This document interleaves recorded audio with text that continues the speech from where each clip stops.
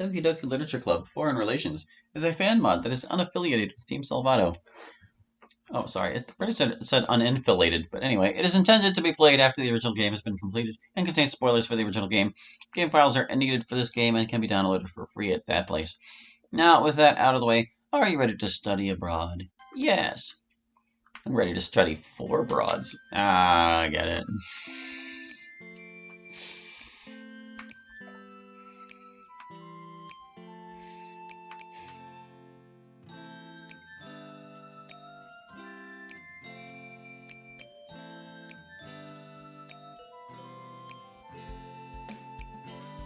Join our Discord for mod updates. Wow. Alright, so here we are. This is the Act 1 demo of Foreign Relations. They had put in the request back when it wasn't ready yet, but it took so long getting through like undercurrents and stuff that the thing was released by the time I got to it, which is just as well. So here we go.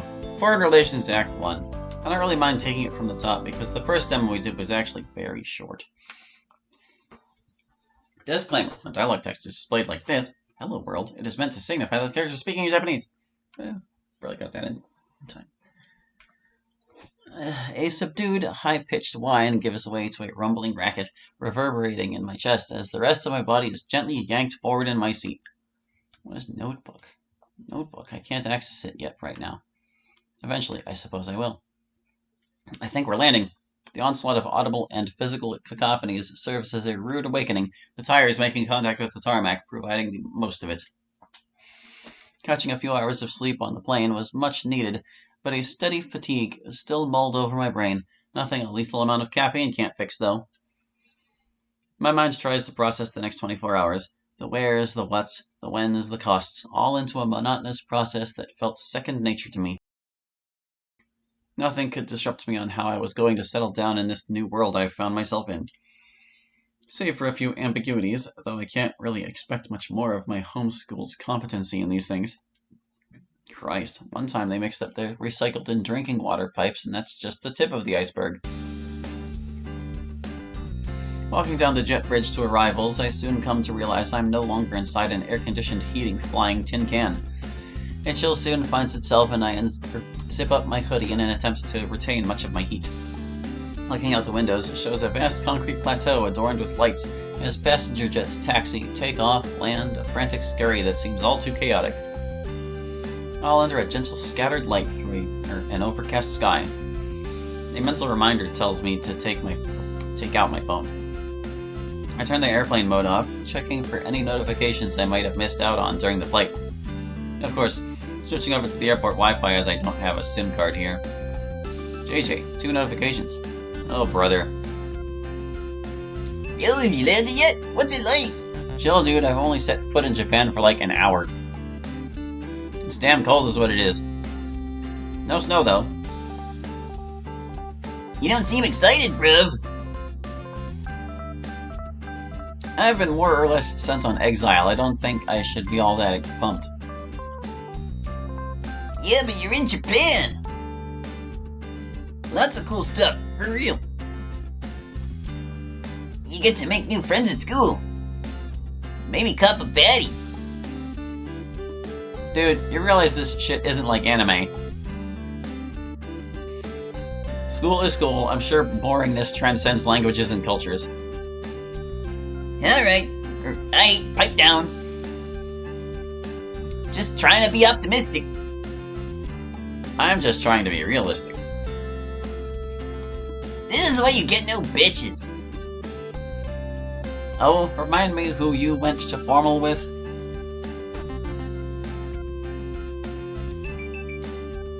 Thought so. Alright, come on, man. That aside, you know I can't really make small talk with strangers, let alone ones with a language barrier between us.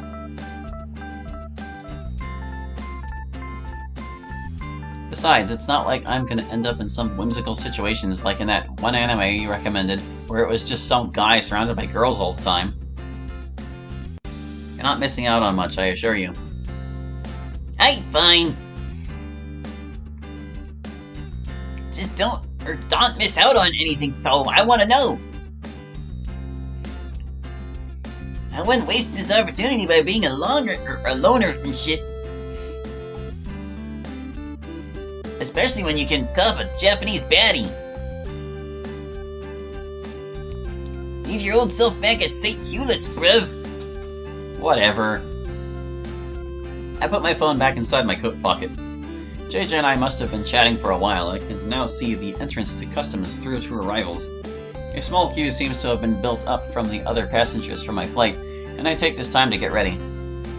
I reposition my bag to pull out the folder with all my documentation, passports and the like, in anticipation for the screening at customs. The queue gets smaller by the minute, and I soon remember I have to take my laptop out onto a separate tray to get scanned. I take a stroll around the airport for a quick lunch, having just retrieved my luggage from the carousel. I spot a chic-looking joint that sells pre-packaged meals in a neat little box. When in Rome, I guess. I go in to choose whatever looks the most appetizing, prices marked out on small yellow paper stickers on their covers. I flip through my wallet to check out if I've exchanged enough yen for this. Good to go. I go over to the cashier and give them the exact amount of yen for it, as I really don't want to embarrass myself by butchering this poor worker's language into making an ass out of myself. They take the bill and hand back a receipt, having just been coughed out by a delicately yellowed small plastic printer. Have a good one. Thanks, you too. Wait, the fuck? I don't have a moment to go over what just happened back at the bento stall as I feel my phone vibrate in my pocket. I look for a spot to sit down and take in my surroundings. Given its closeness to where I just was, this has got to be some sort of food court. Bare concrete pillars line the outside, a few meters away from the floor-to-ceiling windows. The floor is made out of some polished stone that has some obvious wear to it, as its shimmer is occasionally broken by streaks left over from rubberized caster wheels of foot traffic. I sit down at a bench, first checking on the notification on my phone. St. Hewlett's College / Kurabayashi High School Exchange Channel. We're meeting at the West Food Court. I brought a few of my friends over too. We're in our school uniforms, so you should be able to see us. On it, making tracks. I stow my lunchbox back into my bag and haul ass to the meet point, given its distance. I scan the area around me. It seems like another food court, though the decor and general air of it was leagues above the one I was just at. The ceiling was a lot lower, though it lent itself being more extravagant, with ceiling lights hidden behind sconces to give off the look that the ceiling itself was glowing. The seating arrangements were vastly superior too, booths upholstered in tartan cushions aligning themselves in an orderly manner, giving some privacy between groups. Far better than a hodgepodge of sheet aluminum tables and benches. All the tables had groups of people on them, save for the odd loner, and I was hard-pressed to find the correct one. Just as I was doubting myself on finding them, I spotted a group of girls in uniform near a table they've claimed.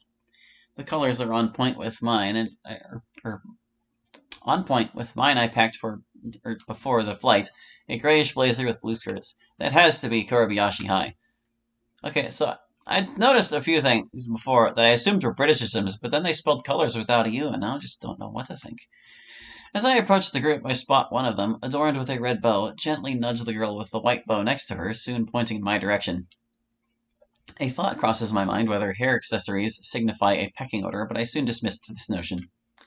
Over here. She outstretches an arm up in the air and flashes a wide grin, unaware of any attention she might bring to herself. I get closer only to realize the reality of the situation before me, the hustle and bustle of the food court dying down in my head. That's a sentence fragment. You need to make this like a comma or a semicolon. You can't really do that. The rest of the world is melting away outside my ever-narrowing cone of vision. 1, 2, 3. Ah, crap. They're all girls. I steel myself as I make first contact with these strangers from a strange land. Breathe in. Breathe out. Breathe in. Hey guys, you're Kurabayashi High, right? Yeah, that's what he said. I do a quick recount on what I just said, and internally facepalm at my own expense. For one, they're all girls. 2, they think that I think they're all called Kurabayashi. 3, ending a sentence with yeah is cryptic as hell for them. Then to wrap things up, I don't even know if they understood all that. What a great start. The girls exchange cursory glances at one another before deciding the one with the white bow is the one to respond to that mismatch of diplomatic vomit. Yes, we are. I'm Monica. This is Sayori and Natsuki. Okay, lesson learned from last time. Keep it simple. Good to see all of you. Likewise. I take note of Monica. I suspect she's the host I've been assigned to. I exchange handshakes with them, then take my seat, after which one of them speaks up. The pink-haired one, who I believe going by seating order is Natsuki, says something in an inquisitive tone, which gets a stern reply from the red bow. Natsuki's face then emerges with a hue of crimson, with the rest of the group laughing at her expense, I think. All I could gather from that little exchange was, boy. I guess they were talking about me. All of them soon reach into their bags. I glance over to Monica as some desperate plea as to what to do. We're having lunch. Would you like to join us? Screw it. If she is the person who I think she is, I'm sure she's fluent enough. Sure thing. I retrieve my lunchbox from my bag, whilst catching onto little tidbits of the conversation the girls are having between them, with the word right showing up here and there. As soon as my eyes are redirected from my bag to the tabletop, I'm met with two pairs of inquisitive eyes. One I'm fairly familiar with, but the other one wants to say something but can't quite communicate. As soon as I catch on, Sayori glances away, staring down at her own lunch. You know, I thought you'd be a guy, Monica. We all thought you'd be a girl. The exchange channel abbreviates our first names, so I had a feeling something like this would happen. In any case, Miss Stark, it's good to finally see you in person. We all continue with unpacking lunch until Sayori pipes up to Monica. Monica's hand gestures tell me it's got something to do with me and my lunch. Sayori appears to relent to Monica and looks at me, eye contact breaking with every time she touches her indexes together. Oh, may I have one? Ah. I slide over my bento to her and give her a nod, her eyes lighting up after doing so. This seems to get a giggle out of everyone else. Sayori asserts herself and grabs a piece of fried tofu from my bento, self-satisfaction plastered on her face. Given her eagerness to take a bit of my lunch, I retract my bento, away from the range of her chopsticks. Monica nudges Sayori back and says something to her in an authoritative tone. What do you say afterwards? Huh, guess I caught what she said. Thank you! You're welcome. The lot of us finished our lunch 10 minutes ago, and the rest of the group have been engaged in idle chit-chat. I somewhat strain my ears to hear what they're saying, picking up words that are often brought up. I focus on a couple, especially on this literature club I keep hearing about. Curiosity gets the best of me, and I press Monica for answers. Monica, you're in a club, I presume? Yes, actually, these two are in it as well. If we had one more come over, this would have been a club meeting of sorts. I'm the club president, and Sayori is the vice president. Huh, so there is a pecking order. I see. What's your club about? It's, how do you say? Poetry, books, we talk about them and write some as well. Huh. I know it doesn't sound all too exciting, but... Oh, no, I'm fully interested. The club could be a massive help in my learning. It's partly the reason why I got transferred anyways, language enrichment and so on. My mind rushes back to what JJ told me. Leave your old self back at St. Hewlett's, bruv. Wise words. Fuck it. Consider this my application. Monica shoots me a warm smile, soon outstretching a hand to me. I do the same. Application accepted. Welcome aboard. Glad to be here, thank you. I notice the two other girls glance at each other speculatively, with Natsuki being the most vocally interrogative. This back and forth comes to a close, with Sayori facing Monica in an equally puzzled demeanor Natsuki had with her a moment ago. Monica, did he just join? Yes. Wow! I'm guessing I just shook up the vice president over a combination of granting her club a new member and the fact I can understand a modicum of Japanese. Displays of awe and excitement vie for control over her face before deciding on just awe. You can speak Japanese! Yes, only some though. I came to Japan to learn. May your club be good to me. That didn't sound right, but I'm sure she'll get the gist of it. Yes, very good. Natsuki will make cupcakes for you. I shoot Natsuki an eyebrow, her mouth agape in shock. Wow, just for me? Sayori, you dummy! Natsuki slams an upright hand onto the top of Sayori's head, as if to split it open with a light-hearted karate chop. Monica and I share a laugh at the pair's expense. Oh! Natsuki's chop to her head may have not been as light-hearted as I thought, if it warrants that type of reaction from Sayori. I glance back to Natsuki, curious if she's somewhat remorseful, but I see she's beet red and slightly out of breath. What I think she meant to say was that this is a special occasion, so catering is in order. Well, you're all too kind. An awkward silence soon falls onto our group, with the commotion of the airport serving as our salvation out of it. I scramble my brain trying to find another way out of it, only to find it focusing on the very situation I find myself in. Just some foreigner surrounded and building rapport with three, quite frankly, cute schoolgirls. Now that I think about it like that, this seems strikingly familiar. Oh, bingo! I rifle through my bag to find my sunglasses, the rest of the girls catching on to me making haste of my rucksack. I find the pair stowed in the front pocket, just barely tangled on a phone charger wire. I urge the group over toward a window, providing better lighting for the photo. Oh, look at these guys. A delightfully devilish grin finds itself growing on my face as I pull out my phone, unlocking it with my fingerprint and opening the camera app. I put on my sunglasses carefully, trying not to poke any eyes out. As all of the girls had their eyes already trained on me, they picked up on what I'm about to do. Peace signs form from my peripheral view. I raise my phone to try to get everyone in frame and try to replicate one of those gang signs JJ taught me. I take the phone. Thanks, everyone. I take off my sunglasses and put them back into the front pocket of my bag with as much forethought as last time. I inspect the photo for a moment before spotting the time and immediately feeling a sense of urgency take over.